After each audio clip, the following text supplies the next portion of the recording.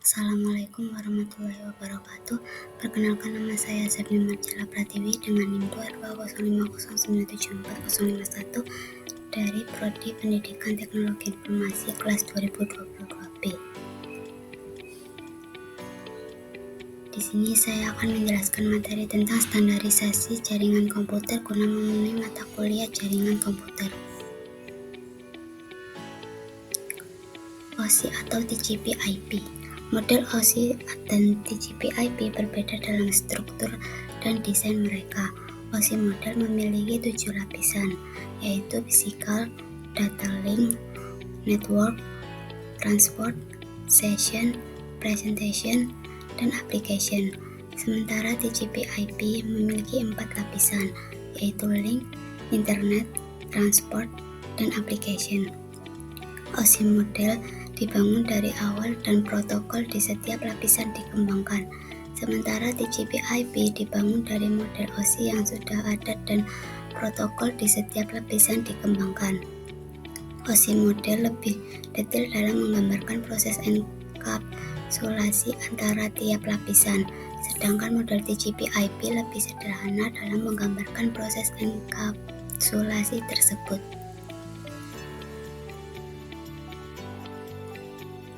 Berdasarkan model layers, perbedaan antara model OSI dan TCP/IP adalah sebagai berikut. Yang pertama, jumlah layer. Model OSI memiliki 7 lapisan, sedangkan TCP/IP hanya memiliki 4 lapisan. Yang kedua, penggabungan lapisan. Pada model OSI, lapisan data link dan fisik terpisah, sementara dalam TCP/IP keduanya digabungkan sebagai satu lapisan host to network. Yang ketiga, lapisan session dan presentation. Model OSI memiliki lapisan sesi dan presentasi, sedangkan model TCP/IP tidak memiliki lapisan tersebut. Yang keempat, perkembangan. Model OSI didefinisikan sebelum internet muncul, sementara TCP/IP didefinisikan setelah internet muncul. Yang kelima, ukuran header. Ukuran header minimum OSI adalah 5 byte, sedangkan TCP/IP memiliki ukuran header minimum 20 byte. 6. Pengembang. Model OSI dikembangkan oleh ISO, Organisasi Standar Internasional, sedangkan model TCP/IP dikembangkan oleh ARPANET atau Advanced Research Project Agency Network. Yang ketujuh, fungsi lapisan. Model OSI memberikan perbedaan yang jelas antar muka, layanan, dan protokol, sementara TCP/IP tidak memiliki perbedaan yang jelas antara layanan, antar muka, dan protokol.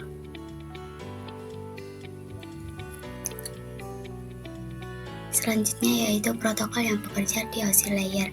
Yang pertama, application layer atau lapisan aplikasi. Protokol yaitu HTTP, FTP, SMTP, NFS. Yang kedua, presentation layer atau lapisan presentasi protokol, yaitu ada MIME, SSL, TLS. Yang ketiga, session layer atau lapisan sesi protokol, yaitu ada NetBIOS, NetBEWI, ADSP, PAP.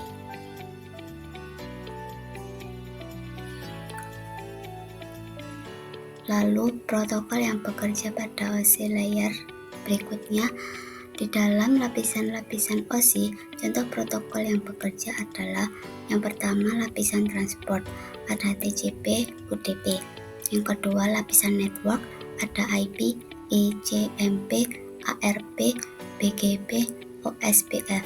Yang ketiga, lapisan data link, ada MAC, PPP, VLAN. Yang keempat, lapisan fisikal, Ethernet, USB.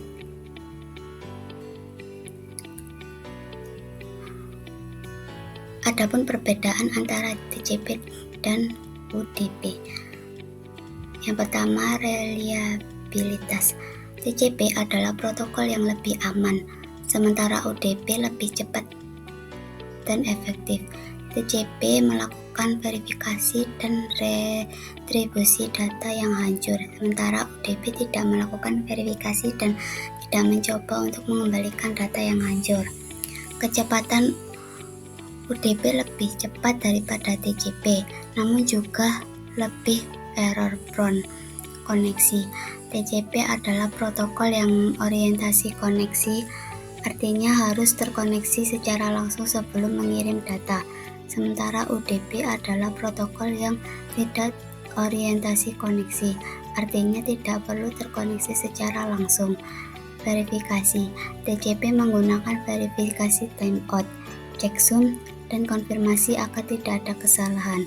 Sementara UDP hanyalah menggunakan checksum untuk mencegah kesalahan. Urutan data. TCP mengatur urutan data dengan nomor identifikasi dan nomor urut, sementara UDP tidak mengatur urutan data. Bandwidth.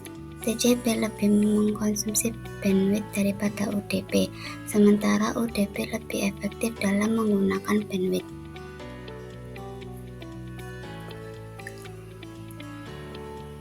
Selanjutnya, network protokol. Beberapa contoh protokol komunikasi yang bukan menggunakan fungsi network protokol termasuk yang pertama ada HTTPS atau Hypertext Transfer Protocol Secure. Yang kedua ada SSL atau TLS, Secure Sockets Layer atau Transport Layer Security. Yang ketiga ada FTP, File Transfer Protocol. Yang keempat ada TFTP atau Trivial File Transfer Protocol. Yang kelima ada IRC atau Internet Relay Chat. Yang keenam ada NNTP atau Network News Transfer Protocol. Yang ketujuh SMTP atau Simple Mail Transfer Protocol. Yang ke-8 ada POP atau Post Office Protocol.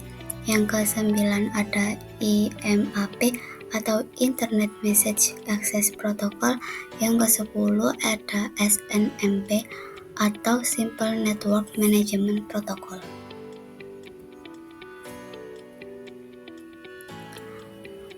Well-known port or reserved port.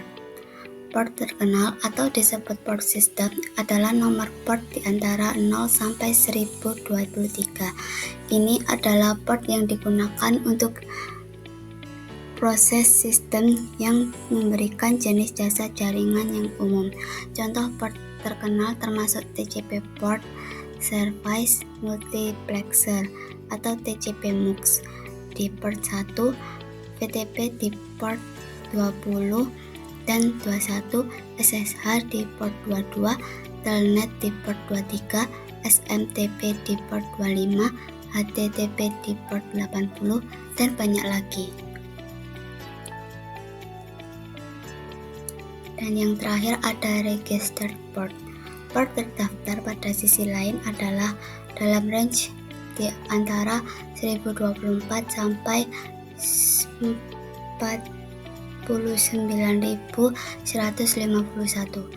Ini adalah port yang diberikan oleh Internet Assigned Numbers Authority atau IANA untuk jasa tertentu setelah aplikasi dari entitas yang meminta itu. Port terdaftar dapat digunakan tanpa hak akses superuser pada sistem yang banyak. Contoh port terdaftar termasuk SQL Service di port 118, HTTPS di port 443, LDAP over SSL di port 636, dan banyak lagi. Sekian presentasi dari saya. Apabila ada kesalahan, mohon maaf dan terima kasih.